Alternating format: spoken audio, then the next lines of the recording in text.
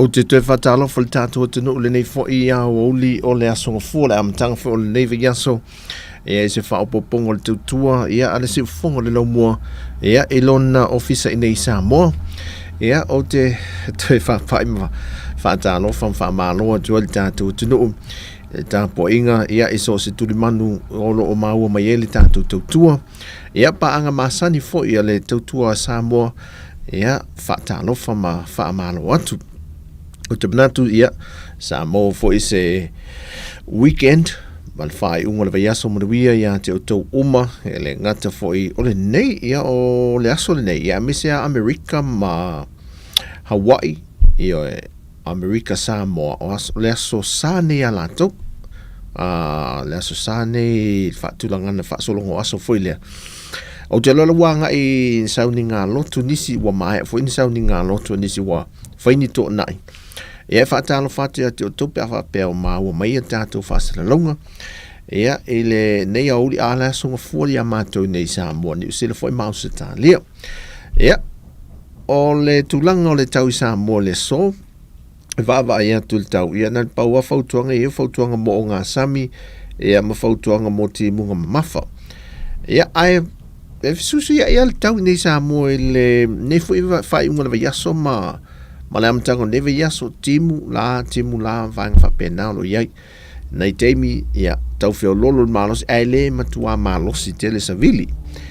ia al tulanga ia le pesel fulu matau tia le pesel fulu le teimi nei ia wana o le Panadol la le mele inu ia male vai yauli vai ti polo ia mo le fiu male ngeng senga ia o le alava to e ngā whainga ese maua le vawe ina maua le malos ia le tulanga na rue le tātou tinu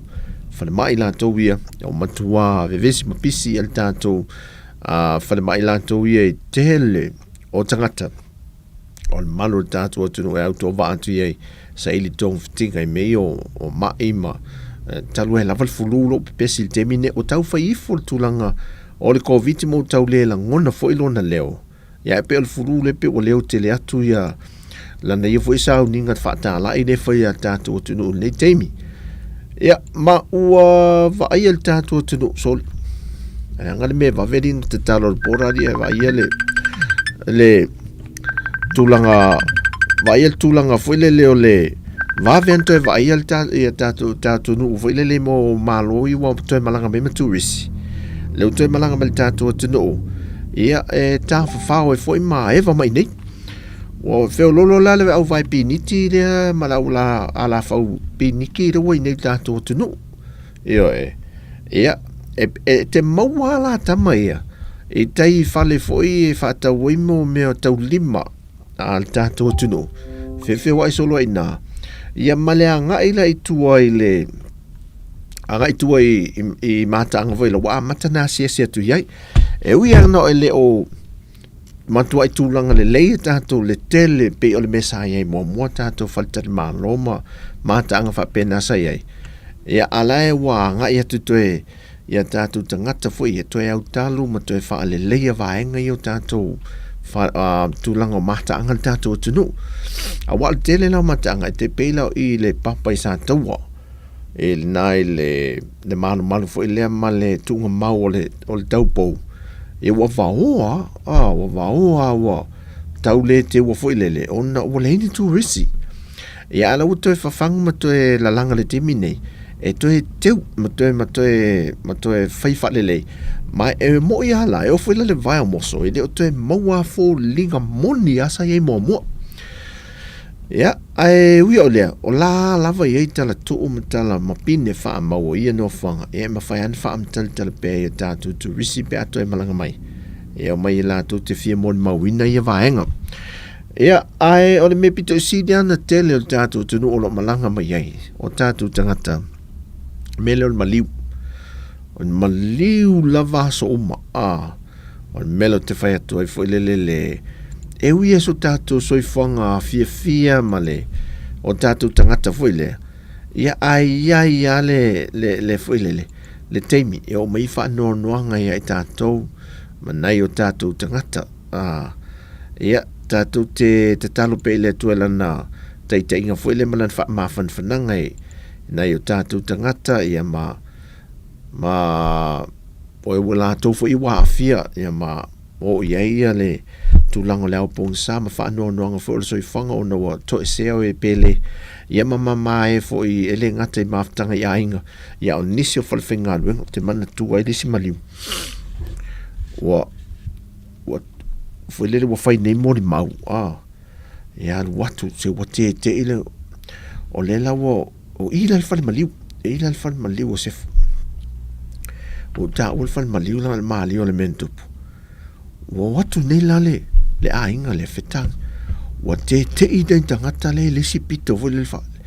o le ofisa watu nei le ofisa fa ma vai se foi le ho atu si teine le o maliu la to ofisa le ta o le ofisa na watu wa le sita na le ofisa fa o lo tangi masusulo Oi, oi, wa misia oi. Ma aile nge ke leo le me alofa ngai ku oi a ke au. Le lon lo se fulu wafeng kai ngai wha meo ke quarantine. Le lai haru la uko kongi a ko kasi oi wha ka lo fai. Le ngai a venga ma mawhau le aku inga mai. E se ia toi wha ngā wha mawai. So di ai. O le mela le, e se ato i ngā wha mawai. Pin fa ma vai ngol fa di il fa ma vai ngale le fa no longo atur ole le long lus fu wa fena na long no si tinale si ta mai ta ile wo maliu nei na guarantee le si te gata le si tinale ole ofisa ole la wo maliu nei ole la mo i le dogi ngole long o a we sa o so ia e tātou te whaiwhai e se whai tu ai ngā tinga aina ni vai tau o le e whai o le sau o le tau ngā so i whanga whao popo ma le pensini la tau ia ai tau whalo ai whao fiofio tu ai ma le tōngina o le lona lista ngata le ua malolo o i soni ia nai mea whai lele tātou te wawa ai e le so i whanga ma le olanga ia tātou te whai te whai ni mea le quarantine o meo quarantos le quarantine o se long e fai te foi so e o te to so ona quarantine o se long o le fai ngor vai aso sa nga e se tasio tato pa anga nga i tu ai fai alili ia sa pu e melana i ata ia mo lau mai mo fai update tato ia nei teu nga foi ia foi a fi anga yuta anga i tu ia mo le mai mo nga nei a uli tato sisi le ia mo le anga i meni fai alili anga i le mafa mo le nei au li is mai mo le fa fonga tato te no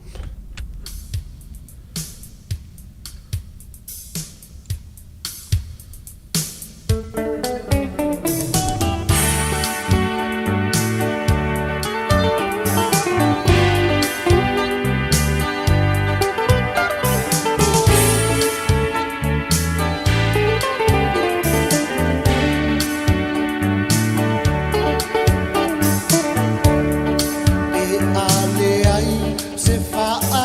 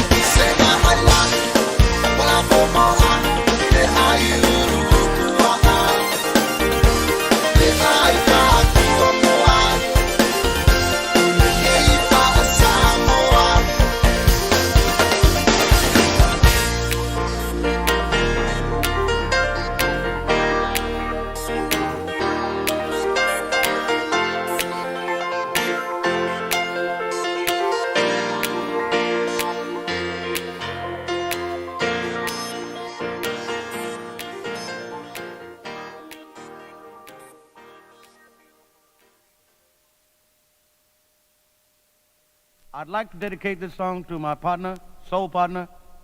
Mr. Duck Sound, better known as Sir Douglas Quintet from San Antonio. Wherever you are, brother.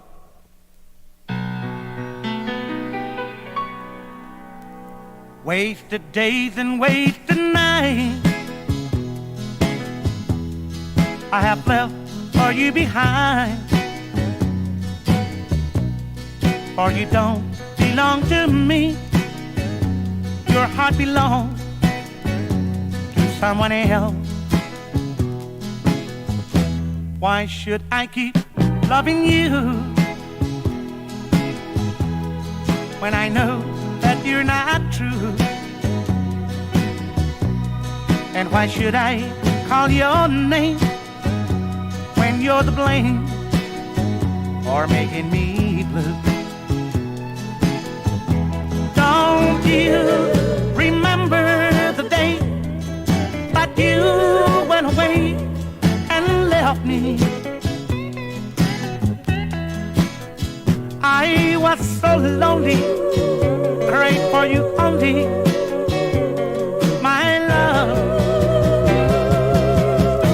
Why should I keep loving you when I know that you're not true? And why should I call your name when you're the blame or making me blue?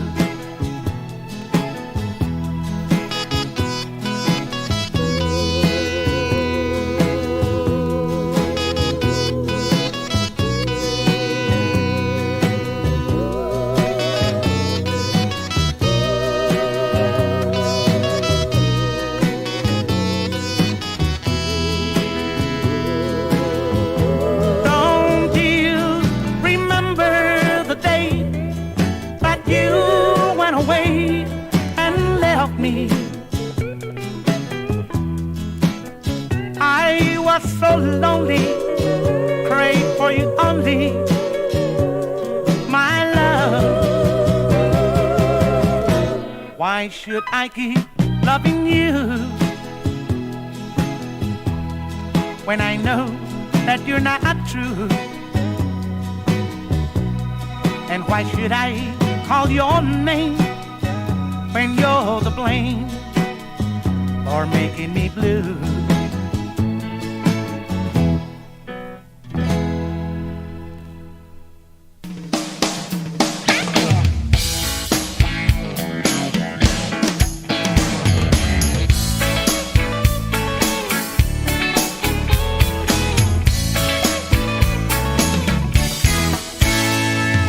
Suntan toes tickling the sand, cold drink chilling in my right hand, watching you sleep in the evening light, resting up for a long, long night. 'Cause when the sun goes down, we'll be grooving when the sun goes down. We're feeling alright when the sun sinks down. Over the water, everything gets hotter when the sun goes down, yeah.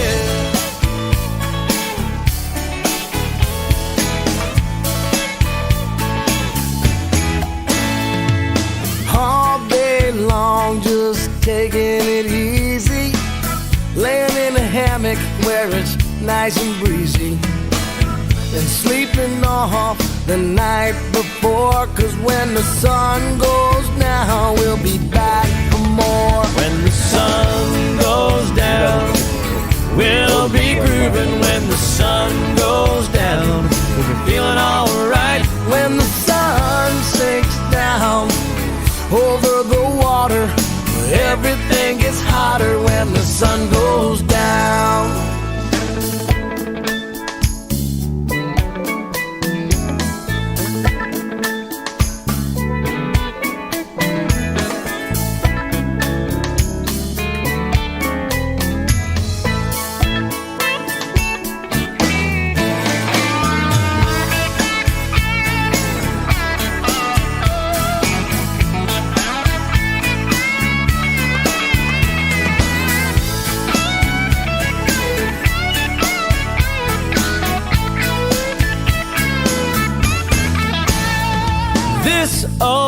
guitar and my dark sunglasses. This sweet concoction is smooth as molasses.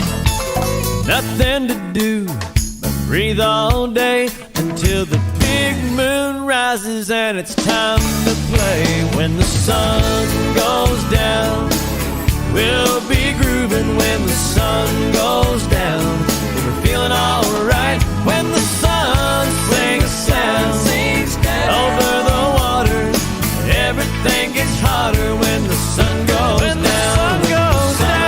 goes down, we'll be grooving. When the sun goes down, we're feeling alright. When the sun sinks down over the water, everything gets hotter. When the sun goes down, yeah.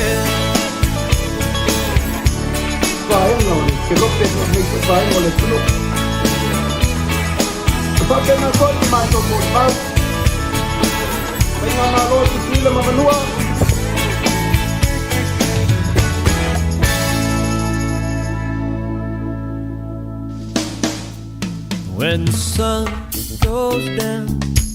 we'll be grooving. When the sun goes down, we'll be feeling alright. When the sun sinks down over the water, everything gets hotter. When the sun goes down, when the sun goes down, we'll be grooving. When the sun goes down, we feeling alright. When the sun sinks down over the water, she thinks cracker's sexy. When the sun goes down,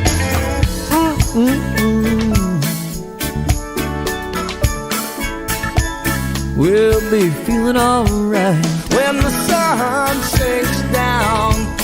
over the water,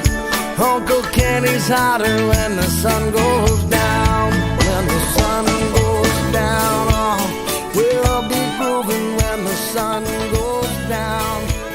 hey Uncle Kenny, when the sun goes down over the water, everything gets hotter. When the sun goes down, when the sun goes down.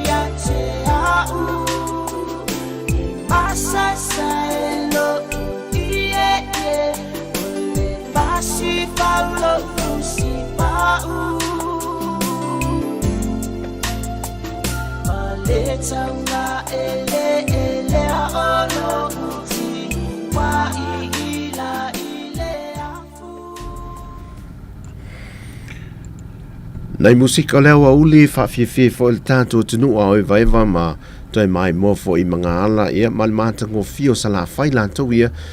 ile nei fo I asongo fo ia ai io tu atu pe sisi mai o fa fia nga ia sa ale tali malo ai ia masa iringa se leni ia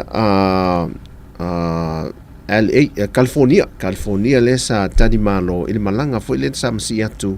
ia ale fa tu ile tu sa mo tasi ia manatu ia mai mo mai nisi ne o lato fa fia ma na ia fa fia nga mata penanga fo ia ale fa la tongo tanga te sa mo ia po langu ia anga ile fainga malo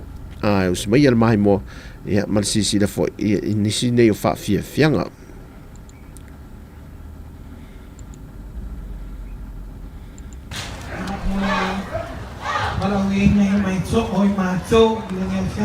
Tomorrow we go back home to our state of Utah. We'd like to thank the committee for hosting us. We thank you for everything. We thank you for allowing Talaluma to be a part of Samoan Independence Day celebration here in Carson. We will see you next year, and that's a promise. Ya po Utah o ko mo mga ni ya ka ko kabalungan ni alahan. Sawiya.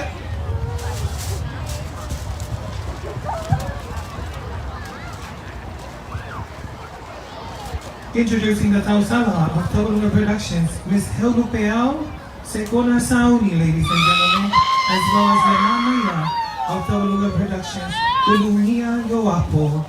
for you this evening. Samoa, go out to the way. I'm not tired, no fire, my local manu. I don't know Samoa today. But I'll far fear out the way. So we are.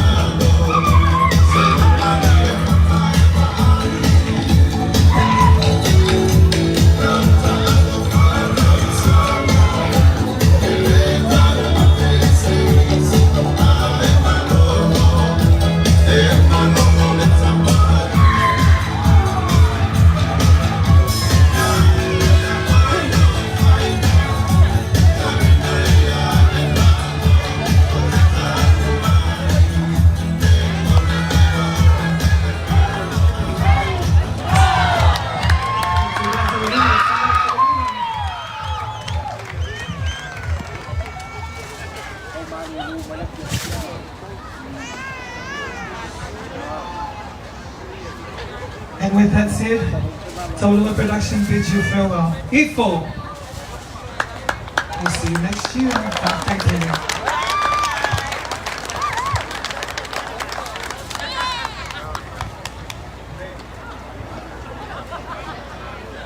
Tautua Samoa se au mai se patsele na stasi pa mole lava ya mole au siva ma tau fainga se ma tau au siva mai le ai o yuta pa tai no jo mai pa ya over mai se foi o tai pa mama o siva mai yuta o lo to sao tawa ya wa le fa me twin no tatu sisinga fuga ile ayo kosan ile ne to sama ya a ora fa ma so ino tato fa mo moe ya le manacho ya ona o le wa longo mai ya ole a saule tu mole le tato ma lo fa lo ngia mai se la malanga ya ono nes fo I fu fanga fi fa tino le ne ya fiafi le le a ole sa mai tato au siva so ai la manoni nei o tu inato ile malu le tato o malanga ya ona fa awa wai le tato fa mai mai malo fa on telefa tai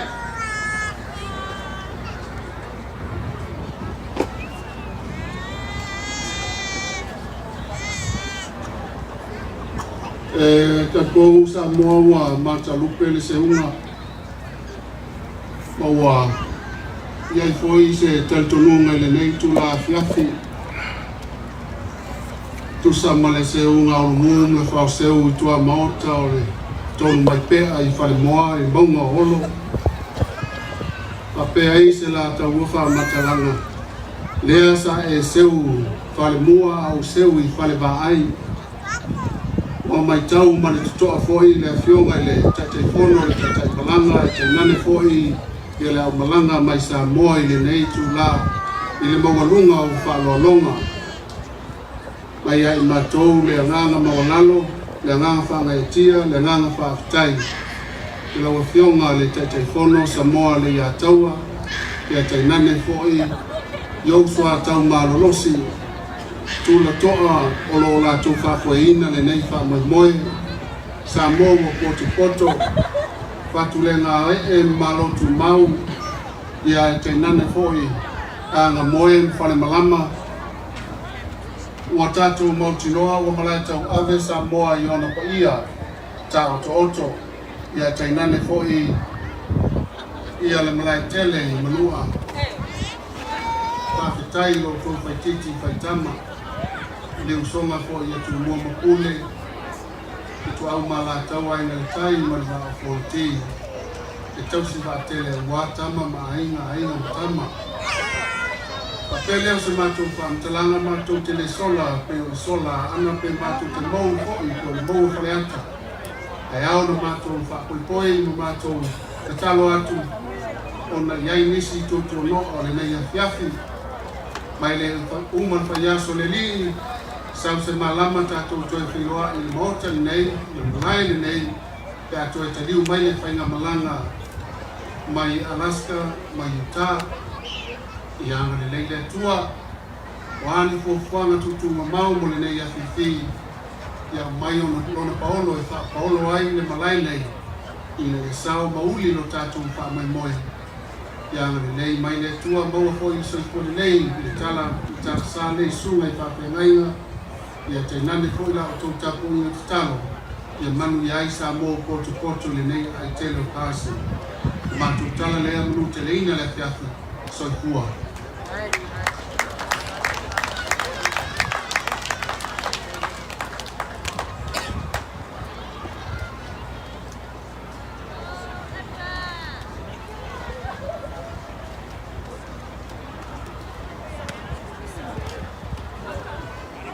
Ya, o te manato re nei a fiafi o le aua tauto I pangati o le tautia ua whamalo whaakai au saunoama ni sunga I whakatus ya, na manatu lea o le nei a fiafi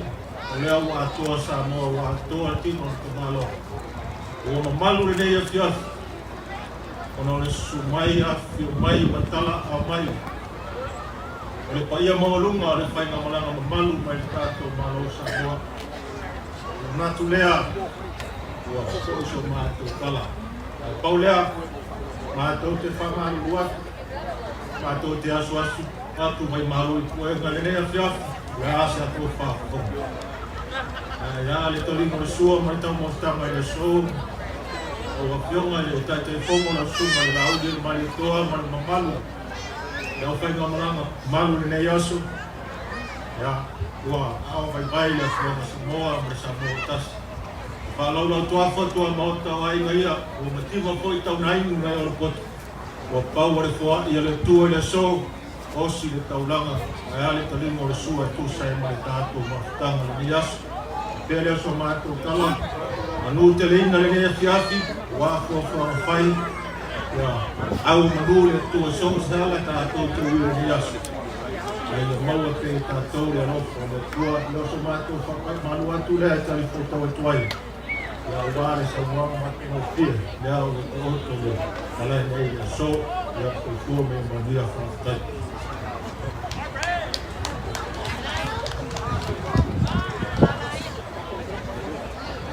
Ya, natu lewa. Ai am kelai o tolo, kai foi ka foi. Ai ale. Kelai o na nei. Ya, tusa fa foi. Tele ni ka i no ka foi. Lama. Ai o tenei la fa wau ta ko lama. Ya, ia manatu. Ya, o lea o. Te pena mai ne au fa fia. Fai o ina o le saafi. Ja. Oleh apa fikir ni?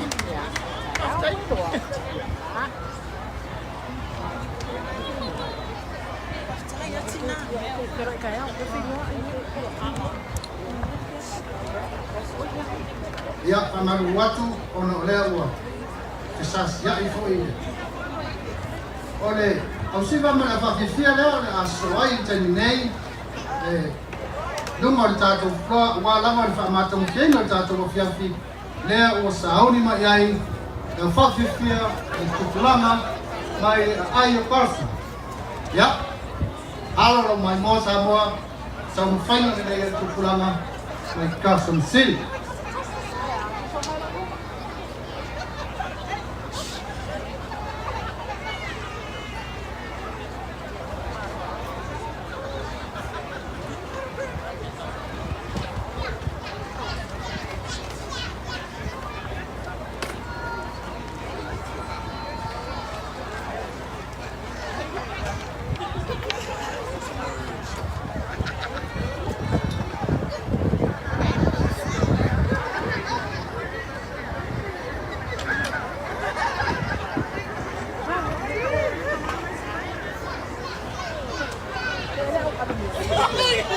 Kemudian dengan partai dan partai melangan mamai le ayu kita kita mengaku tahu Indonesia.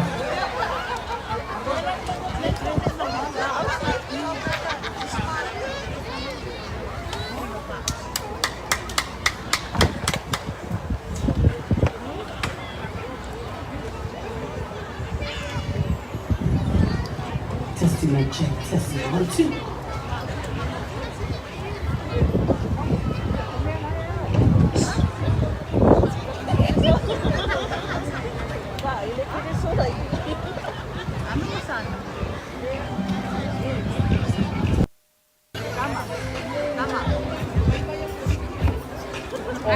Sorry. No, sorry. Thank you.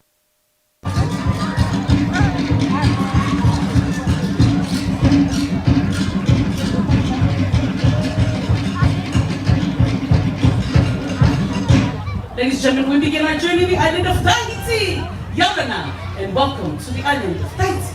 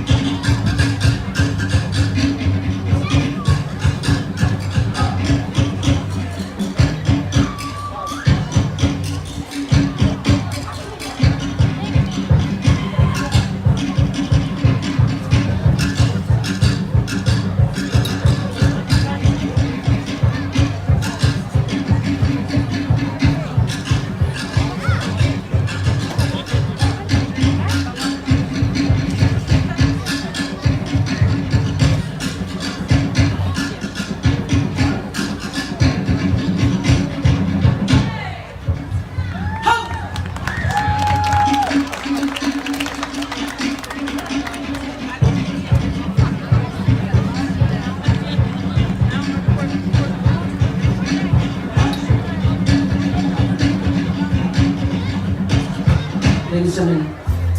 we feature our voice, Iroto! Iroto tauti no te mauiuira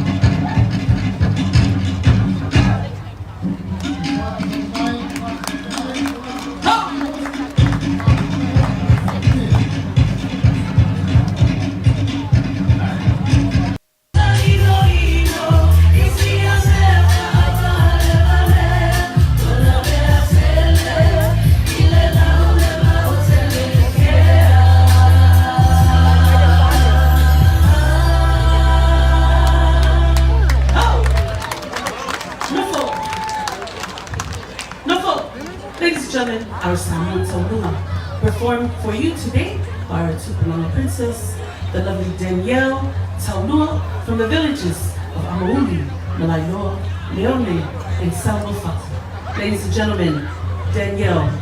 Taulua!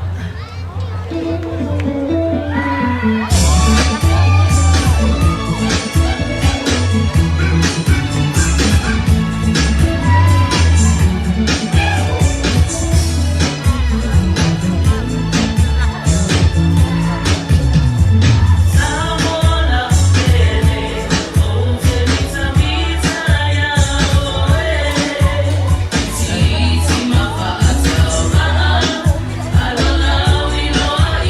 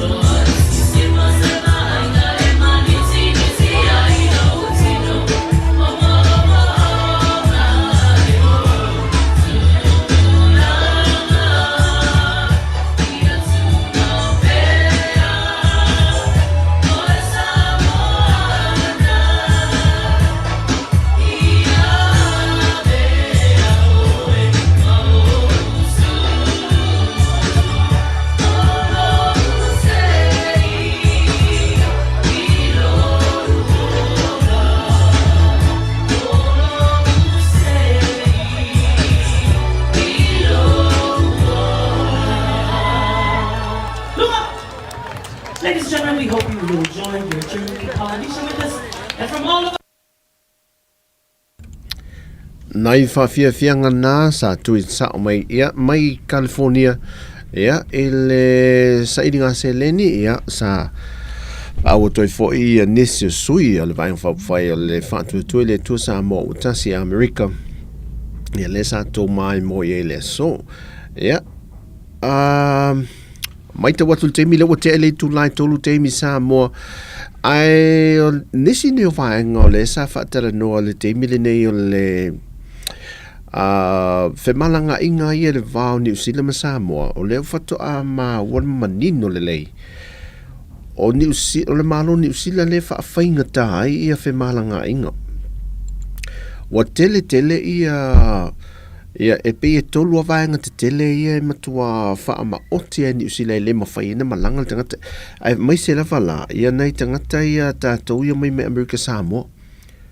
fa mai o se atu nuu lava e le o si whianga inga fo le ma New Zealand e matua whaafeinga tāna la tō ia New Zealand ia leo o whaia ia tātou tangata i whi malangai o leo tātou tala no tula vaenga lea ona o peu tau whaafeinga tā fo le whi malanga i mea tātou tangata mai o le wa amata le fo wata tala ia tua oi ia o le la iai vaenga i lave ai ia le whaatumu i no pepa ia whepa malanga ia me se fole malanga atu o tātou tangata i New Zealand a whapes malanga mele tangata mai tutu ila pe an whaamtala mai ele ato e nofo ni ele fiat watu i New Zealand ele ato se fu faso ele mawhaianta lia i olmalai vale le lofisa o New Zealand mantola ona o lewa le stato va al company vale le lava la le New Zealand le ua ia inga ia e vatu ala le pe patui e whaali pe ale pe patui o le tangata o ia inga ia New Zealand e whaali ale pe patui o le fo mai o le fale mai ma le nofanga na whai ele tui lea o le itu ai ngā tui o le ngō le tui na whai a le whaamali e ina vaenga ia e le mawhai ana talia ia e whalala to vaenga le sitala i lunga o penga te whai langi o le mai wane pole ale ngole a whape e o atu malai vale le wa umana whai pe pai a tos fu whaaso ia le leil pe patui ma mea umalava ai le i restala i lunga lo penga te whai langi o le tamala le restala i lunga lo penga te whai langi te tau ana whaatumu ia mani tua whai la e le o tātou tangata wa whaawhainga tā nei vaenga whai le sa le masa niei o na whaatumu la pe pai e lunga o penga te whai langi e tātou atunu e restalo mai mea e whaamau wai le no whanga i talu wai o le telefonia le ainga le te pia le mewha le whainga o le sponsor e whaatumu umala i lunga lo penga te whai a le mahe ama le a tofu il whaatumu e le mawhai ana talia e New Zealand o malanga atu e pe whalana mele malanga mai e tātou tangata a le whatu a maaua nei o ai ngā company va alele le New Zealand a whaapea e te malanga e le malai va alele le la wala o le te mio lau va ale o le va ale sifuru nua e te malanga mai e le i a tol sifuru wha le lu sifuru whai tu la o le tui fo le lau rat tested in whai le tested in whai e le tali hao e te sau o ai ngala ai al company va alele New Zealand wa whaafeinga tai at fe malanga e o tātou tangata e le vala lea mai e whai fo i o leo mai malanga mai na al malanga atu i nei o leo whaafeinga o fie tātou o whaafeinga o fie tātou le malanga atu o le fo i e whaafeinga o fie leo whale mai o tangata le fo usa o noto le tūlanga fo i lea o le malanga mai le toi whaano fo i sea o le au malanga mai nei le toi whaano fo i sea o tātou tangata e o mai asa o loto manga ia inga paula vale me ia tulmata ia fo ele usta ia manga fo ia reporti mai o tui o siaki e proteste fai tutonu a inga e a leu te tala ai pe o vaenga ia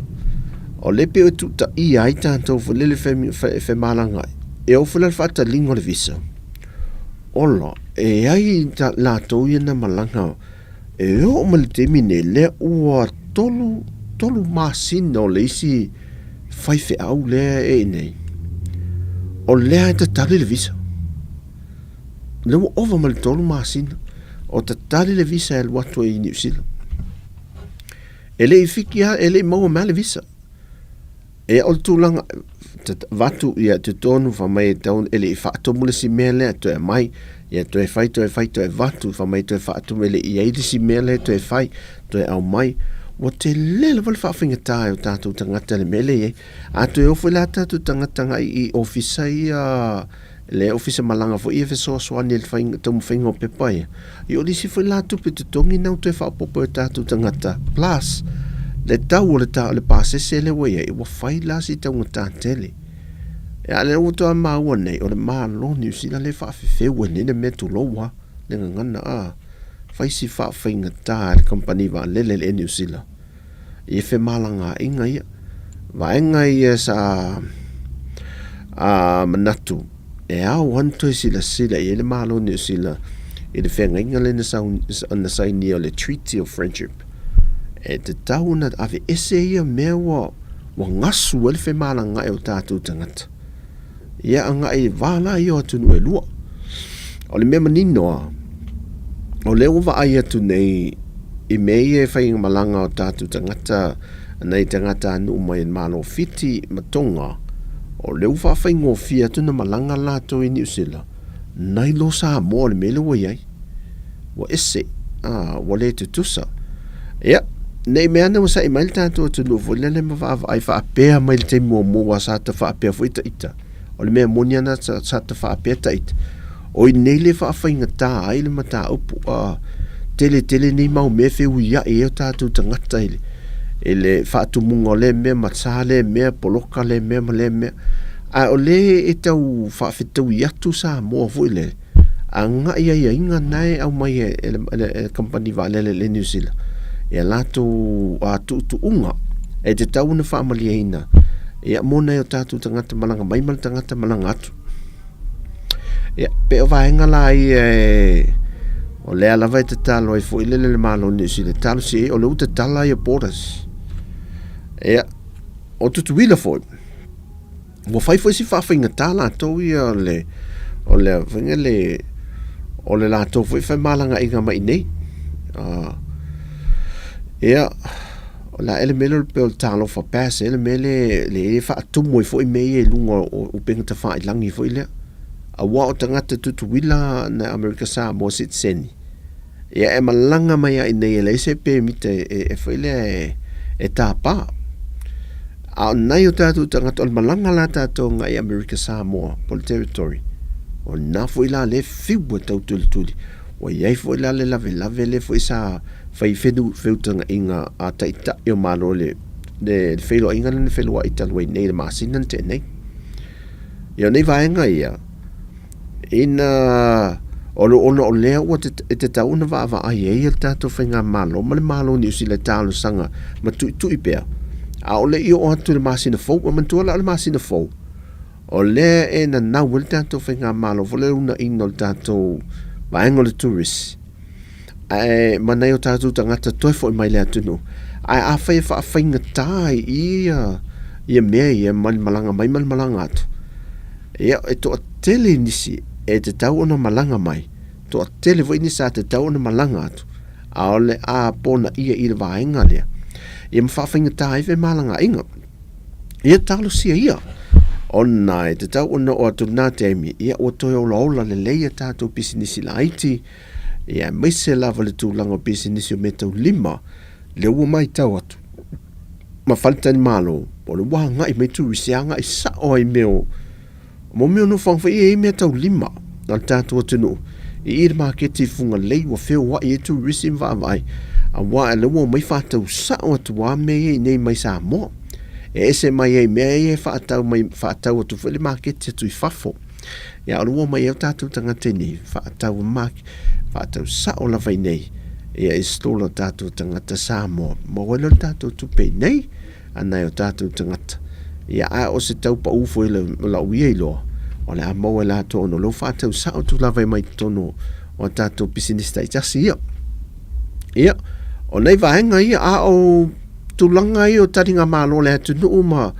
tulanga o pisinisi ma a mise fo I faltan malo te tele pe o faltan malo te tele tātou te talo ma le una I fo I tama I faltan malo a mise lava ia pitch falles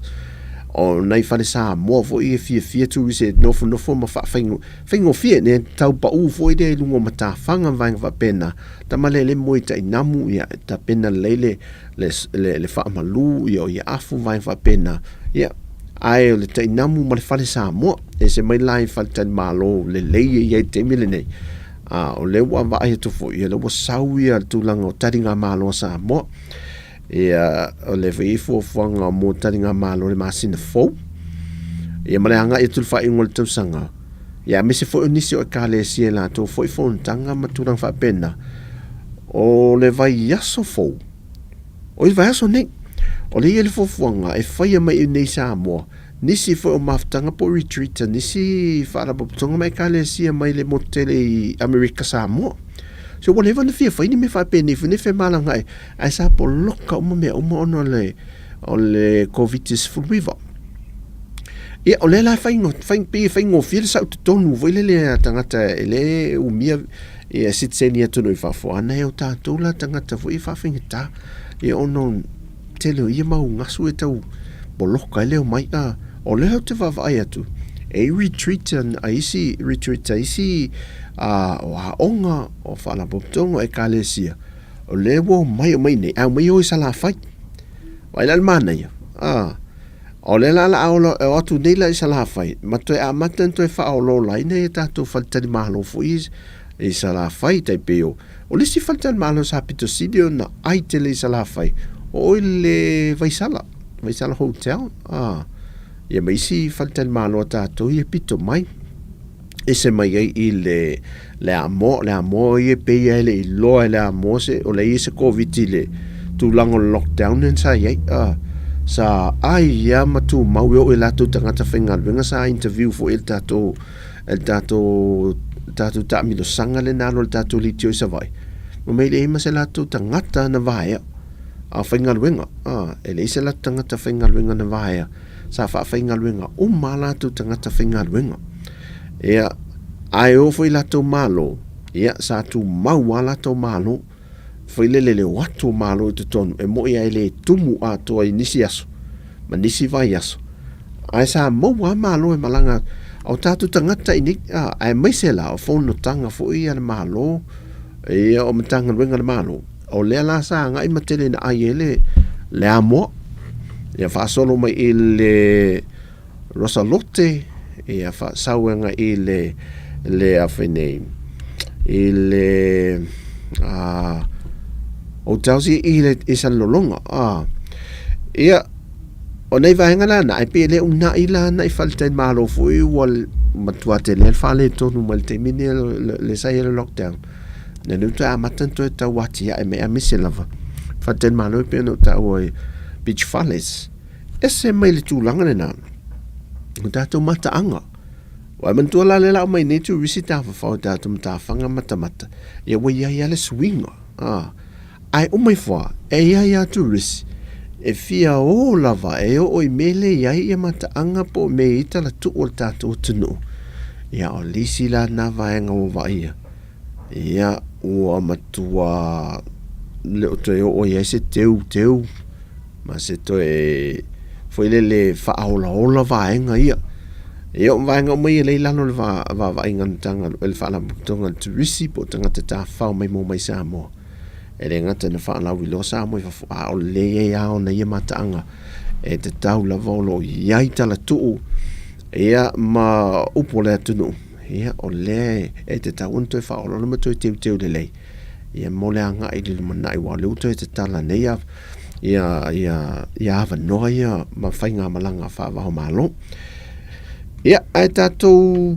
talo se ia o va ia le tunu o le temine le tumu tatou tangata malanga mai fafo ia e longo fia sa tu la so to nai le alu le koko Samoa tu te si la fia me lo o matua siokia ele time le lockdown matua tu war pisinisi do mo chip Samoa manto te mile le lockdown o le chipsa ke saina o le masi popo ma le koko Samoa sa watu ai fa e mo e nau mo ena ale sa watu ai ni e latu ai ni foi le o aso la pe o mo le sua vai o mua sa watu tulo ia na lo le ia mo uma ina so ia umu mo me lu au fa ia eleni o mo fa pena a ele taimila la sotona ma tua ile ai maseme wa fiu ta milo la le tio fele le va isi va nga ia va ai e longo fia le toe foi me tatu tangata ma pisinisi ia ma tua i tua wa tua le fo ile le wole to ye ni e o fele market wa ele va ai ni tanga chips fo ia ai ile taimila le woto a matanina to te tala poras wa al wole se chips onai fai chips la ia pisinisi e sa fa wol fai chips e uma tua fiu e fai fai tua mar alu wa fai la le uma langa meta tangata mto e fo iatu e usa idioso e la fa pe wa wole va fo ile to e vatuan tatu chips i faf e o la sto na intene sula le se mea fale uma inei le ai ma se mea to ale ai ase chips e sa mon le mele nei taulanga ato ta ilo ye no itu me si fale o le pot to ni chips ya al temila le si pisinisi de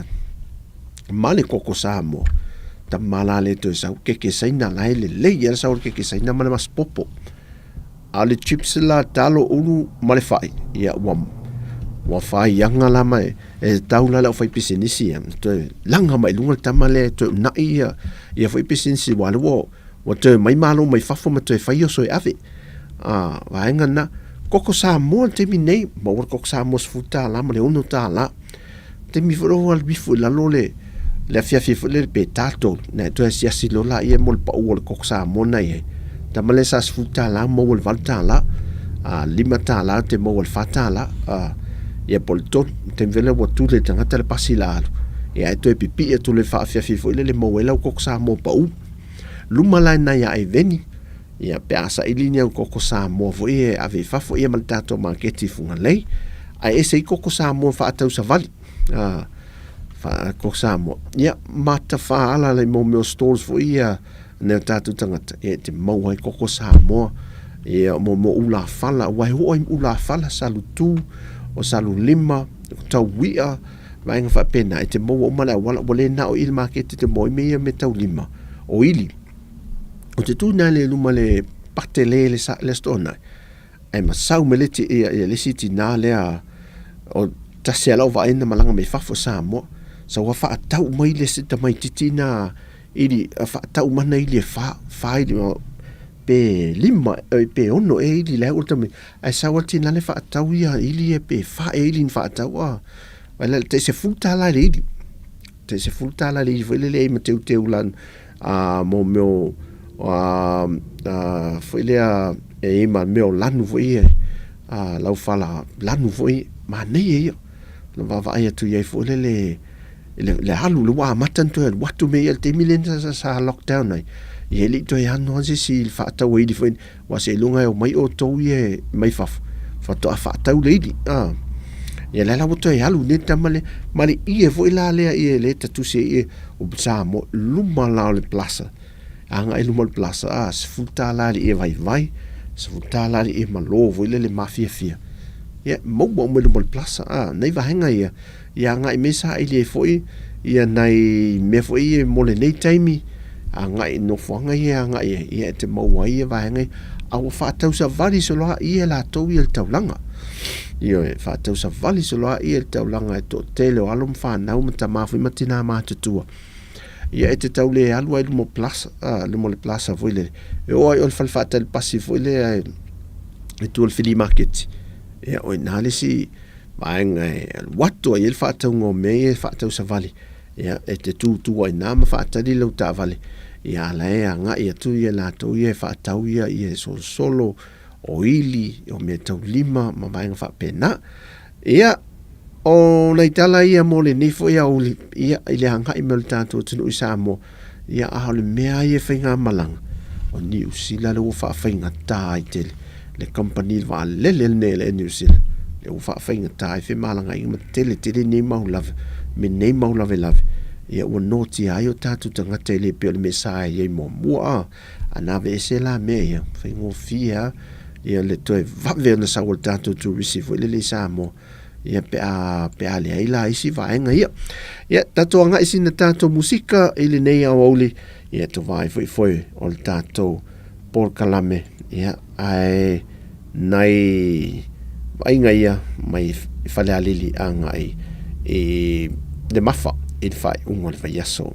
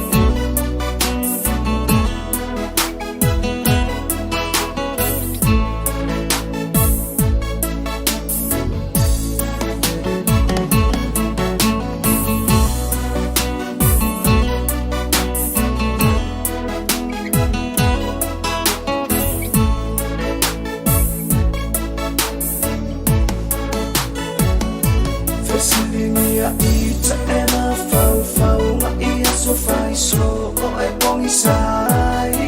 o mea uma Niti fa ali ali a ile tele o o ele mawai e tala tala noa na o ita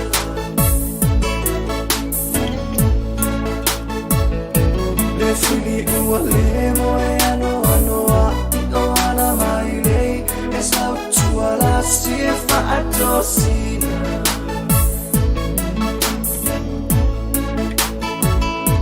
Popolero uloto I manu malo mali beti ai le manu ia lo aina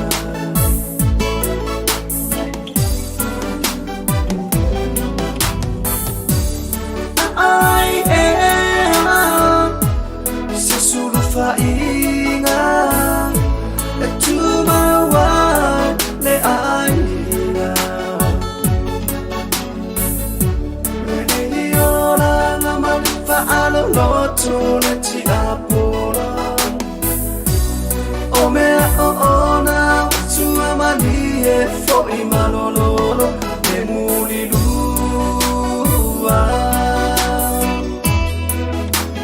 Ole tu la fono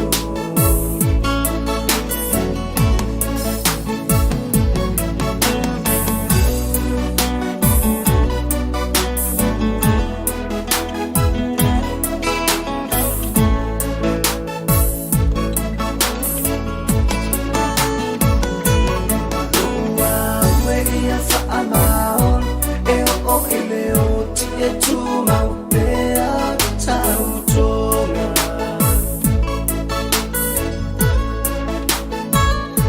Fusia ile alo fama le fe alo fani le fe anenga e fa ama vauai o aina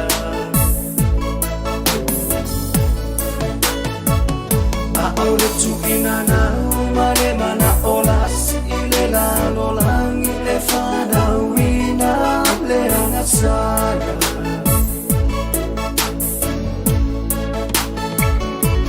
Tanga ale tu si e tawi ole oti e whana umai Pe amatua le angasana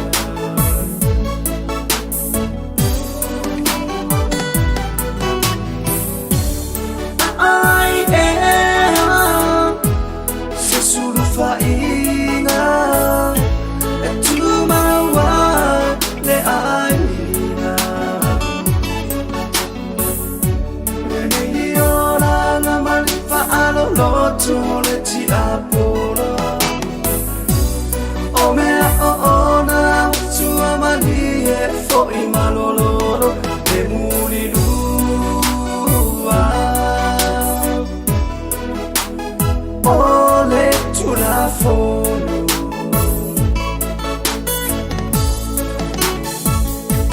Le mulilua Ole tu la fono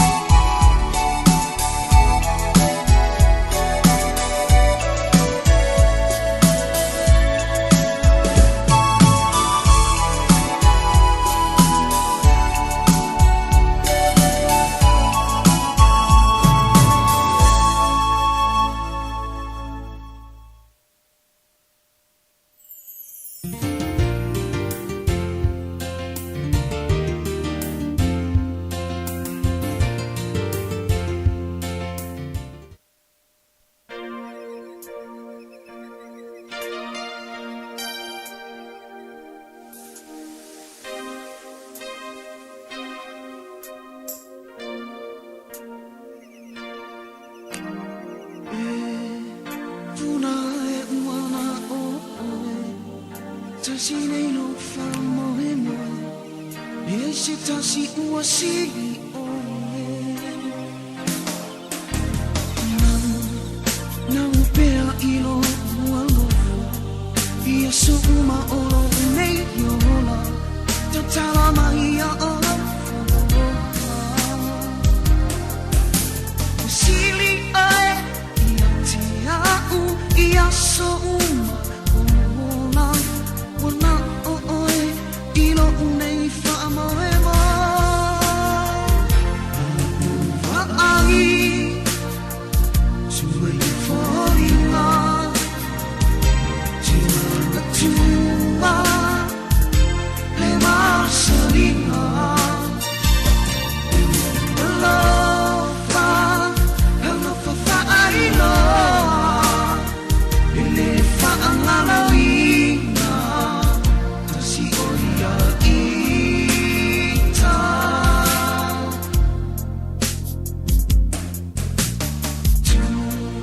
Maupea oro kualofa Vai ai se ta utinoa Hani ea awane i koroa Pa asolone i motusia Nau asone i ngau ia Ve mafutangane i motusia Ia manu ia Ula saha Mana tua peoa Fola fola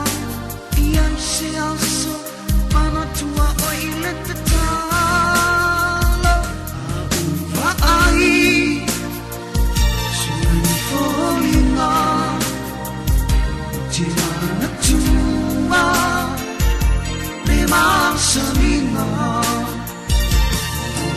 Alofa Alofa whaailoa Ile whaangaroinga Tasi oia ita Avele me pise o moni tua i o olo wha Ia te mone lapi Ele mo whai o na wha angaroinga Tasi mo moe o e ate Ele mo whai o na wha angaroinga E tu maula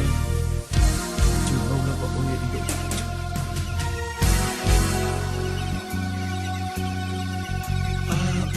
Whaai Sui whoringa Tina na tua Le marsaringa Alofa Alofa whaailoa Ile whaangaloi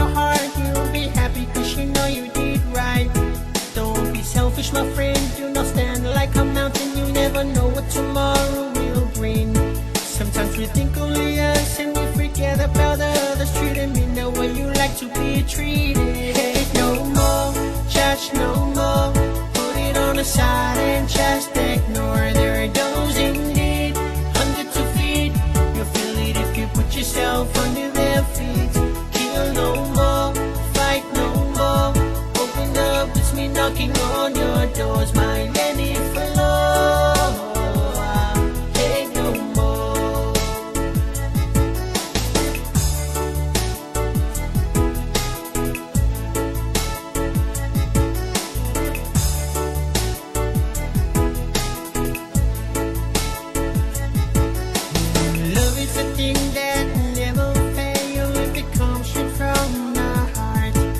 Opportunity appears in a different ways. Make it happen, cause we only pass once.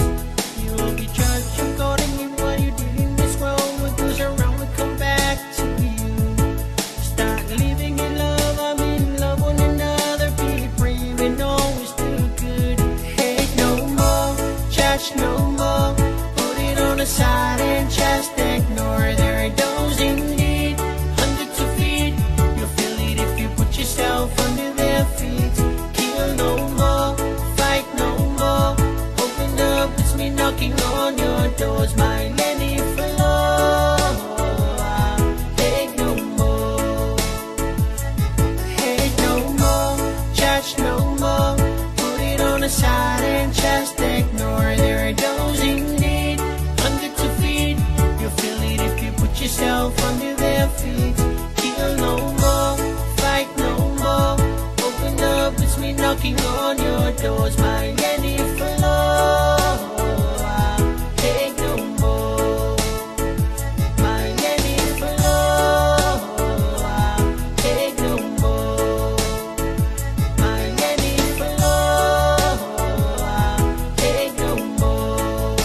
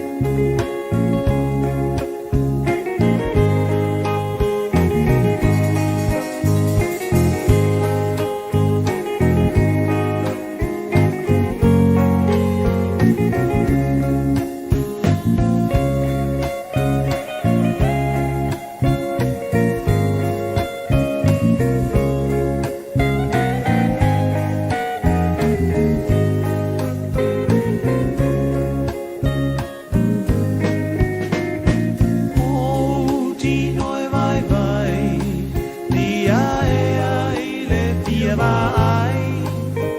ka pia te patasi dalinya polinga matalasi se tasi uasili atu pahangalo ilo manatu foi mai dia ea foi mai pelea foi mai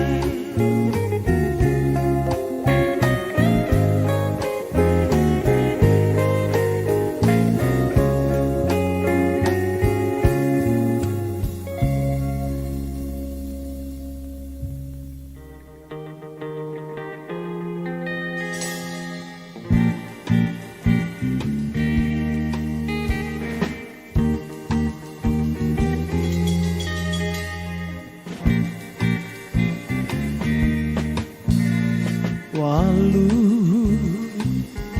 ole po atoa e maua sa umoe ilo manatu atu ya oe ua e tua u ai ua sili atu se tasilo manatu Apaiolea, apaiolea, ua lavalea, apaiua e musu, sau se pai mai se upu, ne te wapei ole tasi upu. Moa moa lulu, niu niu bulu, asili ona paa pupu.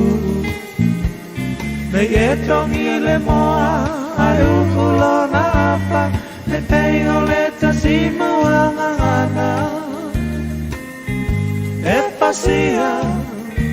ole ngata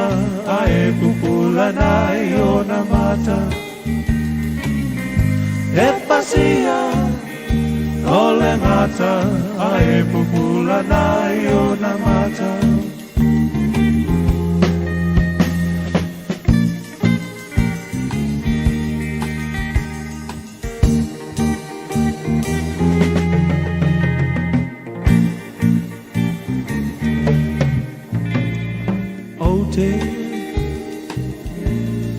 mana tuaina sau upu ole apai atua e pa amisa misa ai se ale pongai o amafu ai no fuli tua mai apai olea apai olea ua lavalea apai ua e musu sau se pai mai se upu ne te wapei ole tasi upu moa moa lulu niu niu bulu asili ona paa pupu ne e tongi le moa ai ukulona apa te mei ole tasimu angangana e pasia ole ngata ai pupula nai ona mata e pasia ole ngata ai pupula nai ona mata